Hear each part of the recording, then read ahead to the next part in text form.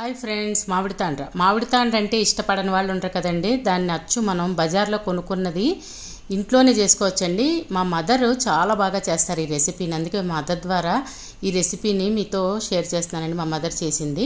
అయితే మామిడి తాండ్రకి చూడండి, ఇవి కలెక్టర్ మామిడికాయలు తీసుకుంటే బాగుంటాయి అన్నారు. అవి చక్కగా పండబెట్టుకుని, ఇవి మా ఇంట్లోనే కాసిన కాయలండి.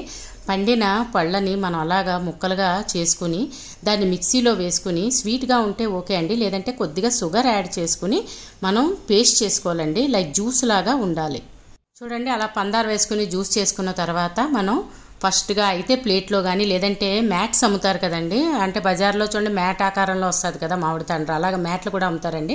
ఆ మ్యాట్ మీదైనా వేసి ఎండపెట్టుకుంటే బాగుంటుంది.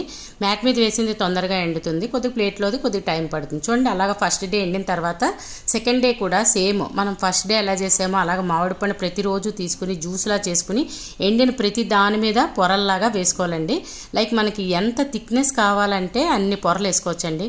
7, 8, 9 ఎంత లావు కావాలంటే అంత ఏ రోజు ఆ రోజు ఎండబెట్టుకుంటూ ఉండాలి.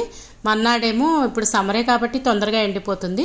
ఆ పొరల్ని మనం ఏంటంటే ఎండే వరకు ఇలాగా మనం తీసి ప్రతిరోజు ఫ్రెష్ జ్యూస్లా తీసుకుని ఆ ఎండిన వాటి మీద మనం చూడండి చేతితో మా మదర్ చూపించారు కదా, అలా స్ప్రెడ్ చేసుకుని చక్కగా అంటే ఈవెన్గా వస్తుందండి. అలా మొత్తం ఒకేలాగా తీసుకుంటే కనుక స్ప్రెడ్ చేసుకుంటే అలా వస్తుంది. దానికి మామిడి తాండ్రకి మనం ఎండిన తర్వాత చక్కగా మనం ఏ సైజు కావాలంటే ఆ సైజు పీసెస్ కోసుకుని చూడండి, చక్కగా మనం బజార్లో కొనుక్కున్న విధంగానే చక్కగా లేయర్ లాగా మళ్ళీ ఎండిపోయిన తర్వాత వస్తుందండి. మీరు కూడా ఈ మామిడి తాండ్ర సేమ్ ఇదే ప్రాసెస్తో చేసుకుని మీకు ఎలా వచ్చిందో ఒక కామెంట్ పెట్టండి.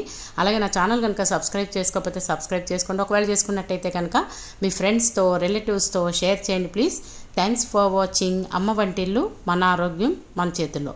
మా అమ్మగారి చేతి కమ్మని మామిడి తాండ్ర మీరు కూడా చేసుకుని రుచి చూడండి.